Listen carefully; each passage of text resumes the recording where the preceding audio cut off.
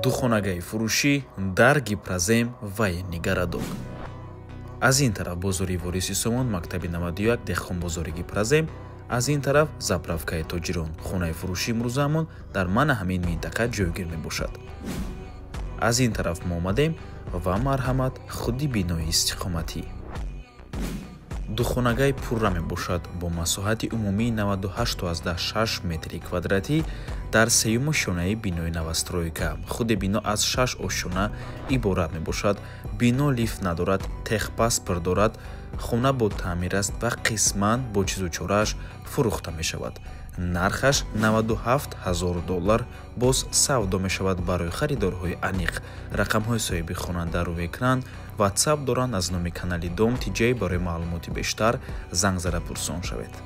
Боз хотиррасон мекунем, ки прихожая, ҳоҷатхона бо ҳаммом ва ошхона тёплый пол доранд. Дар ҳаммом бошад боз ҷакузи ҳаст. Хона бо барқ ва об таъмин мебошад ва ҳама чизҳои даркорӣ дар наздикиаш қарор дорад.